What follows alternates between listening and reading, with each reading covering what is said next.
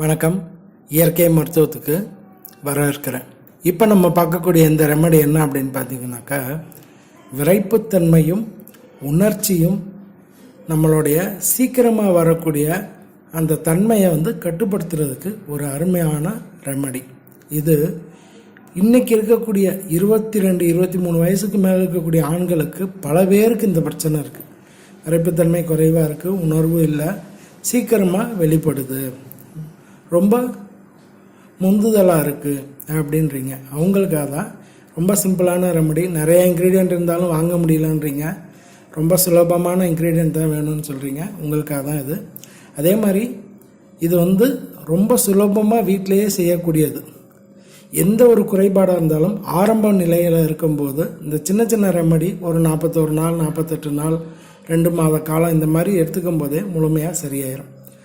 ரொம்ப அளவுக்கு அதிகமாக போகும்போது மட்டும் நீங்கள் மருந்துகளை எடுத்துக்கலாம். இப்போ நீங்கள் பார்க்குறது தேங்காய் பால்.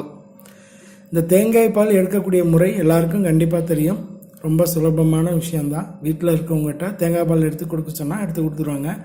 100 ml அளவுக்கு தேங்காய் பால் எடுத்து வச்சுக்கோங்க, போதும். ஜாஸ்தி தேவையில்லை, வெறும் 100 ml அளவுக்கு. இது தினமும் எடுத்துக்கணும், வெறும் வயிற்றில் எடுத்துக்கணும். இப்போ அதோடு நீங்கள் ரெண்டாவது இப்போ நீங்கள் பார்க்குறது இது என்ன அப்படின்னு பார்த்தீங்கன்னாக்கா, ஜாதிக்காய் பவுடர். ஜாதிக்காய் பவுடர். இப்போ நீங்கள் இதுக்கு முன்னாடி ஒரு வீடியோ பார்த்துருப்பீங்க. தேங்காய் பாலும் இன்னொரு காம்பினேஷன், அதாவது அத்திப்பழமும் எடுத்துக்கிட்டீங்க.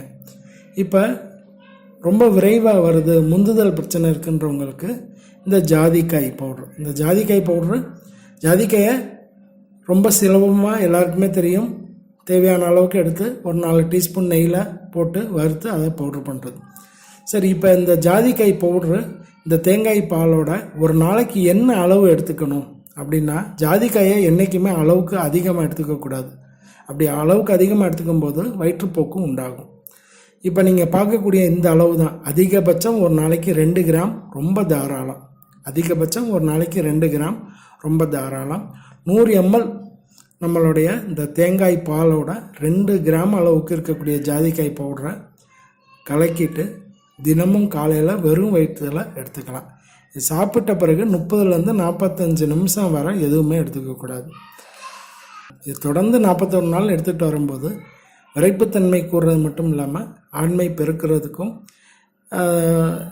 அதாவது சீக்கிரமாக முந்துதல் பிரச்சனை இருக்குது அப்படின்றவங்களுக்கு இந்த அருமையான ஒரு ரெமடி இது. இது யார் வேணாலும் எந்த வயதுனாலும் சாப்பிட்லாம். முயற்சி பண்ணி பாருங்கள், நல்ல மாற்றம் கிடைக்கும். நான் ஏற்கனவே சொன்ன மாதிரி ஆரம்ப நிலையில் இருக்கிறவங்களுக்கு சின்ன சின்ன ரெமடியை அவங்களுக்கு நல்லா கை கொடுக்கும்.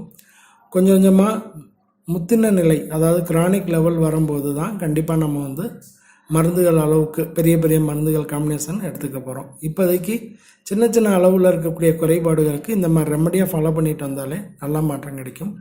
எந்த ஒரு குறைக்கும் நல்ல மருந்துகள் இருக்குது, பயப்படணும்னு அவசியம் இல்லை. முயற்சி பண்ணி பாருங்கள், நல்ல மாற்றம் கிடைக்கும். வணக்கம்.